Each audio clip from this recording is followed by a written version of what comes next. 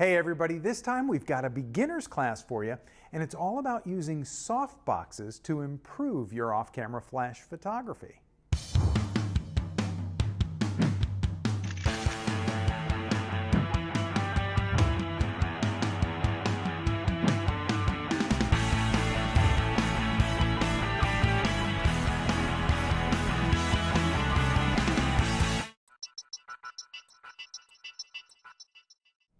Hey, I'm Larry Becker. You know, when I took photography classes in college, since I wasn't a photography major, my formal training never went past natural light photography. So later, when I was trying to learn about studio lighting, on-camera flash, and softboxes, it took me a while to understand some of the basics. This class is for people who are photography enthusiasts. Maybe you've even bought an extra flash unit, and you want to move past just using natural light for photography. We'll be looking at some simple lighting setups and some affordable tools to help you do more than just add flash to your camera. The goal is to help you understand one of the primary tools of flash photography, the softbox. This will help you know what to expect and why softboxes are so great for improving your images. One of the most basic principles of flash photography is that a small light source will create hard shadows and high contrast. Frequently, this makes pictures look like bad snapshots, and this kind of lighting can be especially unflattering when it comes to pictures of people. Forget flash photography for a second and just think about taking your friend's picture in the sun. The highlight and shadow areas are dramatically different, and the images of people rarely turn out good. And while the sun may be a giant celestial body, relative to us, it's a small point of very bright light in the sky. Then, if a cloud passes overhead, the light may become slightly dimmer because it's passing through a cloud. But relative to us standing outside, a cloud is a huge light source. That big light source will soften the contrast between light and shadow, and your subject will photograph much better. Now that's the job of your softbox. It acts like the cloud. And the bigger your softbox is, the softer the light it will pass on to your subject. So let's have a look at the results of a flash unit lighting up a subject with no softbox. You can use a flash that's specific to your camera manufacturer, but for this example, I'm using a Vivitar 285 HV. I mounted it in a traditional position for standard portrait lighting, where it's 45 degrees from the front of the model and 45 degrees above the model, and about 3 or 4 feet away. To get the flash in that position, I need a few more pieces of basic studio equipment. First, here's an impact 8-foot air-cushioned light stand. And you get the flash to mount on top of it at the proper angle by using an umbrella bracket. And finally, in order to get the flash to fire when I press the shutter button on my camera, I have an impact PowerSync 16 wireless transmitter and receiver.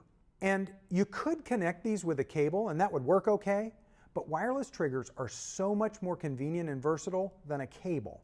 Now, take a look at the image we get from this setup. See how the light is so harsh and the contrast is so strong? Now we'll use the exact same light at the same distance, but we're just going to add a 28-inch softbox. This one is a Westcott Apollo, and it's really simple to use with our setup. That's because even though it's a square softbox, the frame is based on an umbrella structure. And since we're already using an umbrella bracket to hold the flash, all we have to do is put the softbox in place where the flash is already mounted. Just one quick note here. The inside of this softbox, and most softboxes, is lined with highly reflective material so that light can bounce all around inside before hitting the front white surface. So the way you should mount a flash inside an Apollo softbox is pointed toward the back center of that softbox. If you just point it at the front, it will only light up a small circle in the face of the softbox, and that'll create a hot spot. So you need to point it at the back so that the light bounces all around and spreads out evenly by the time it hits the front surface. So, same strobe, same angle, same distance, and here's the result. See how much more flattering and soft the light is on our subject? No hard shadows, no extreme highlights. Now, maybe you've seen photographers using an umbrella in this same way. And the umbrella bracket we're using is even called an umbrella bracket. So what's wrong with a photographic umbrella? Well, Umbrellas are open, and that gives you less control over light spill. In other environments that may be okay, but in some environments, the light spilling out of the umbrella might reflect off objects in the environment, and that could add unwanted color casts to your subject. A softbox controls the light and eliminates all light spill. Now, you know about softboxes and how they're a great light modifier option. And just so you're aware, softboxes are available in a wide variety of sizes and shapes, and there are numerous mounting systems that are specific to various models of studio strobes. But today, we're just talking about entry-level softboxes that can be used with off-camera flash units. Now, before I show you a couple of other great entry-level softbox options you might consider, I want to mention one last thing about setting up your softbox. Remember when I told you that the size of the light is what makes the difference? Think about that for a minute while you consider this question. When is a 28-inch softbox like a flash with no softbox? The answer is when it's really far away. That's because it's not just the size of the softbox that matters. It's also the distance from your subject. The closer you can get that 28-inch softbox to your subject, the softer the light will appear to be. Let's have a look at one last example. Here's a photo with the softbox very close, just out of frame. Now here's the same softbox and light 8 feet farther away. All I did was turn up the power of the flash so it would be bright enough to travel farther, but I didn't change anything else. See the difference? This is a slightly different setup than the Apollo we've been using. It's an impact 24-inch Quikbox. You don't need an umbrella bracket because it comes with its own flash mounting bracket. And since the flash mounts at the back of the softbox and it points forward, there's an inner diffuser that softens and spreads the light inside the softbox before it reaches the main diffuser panel.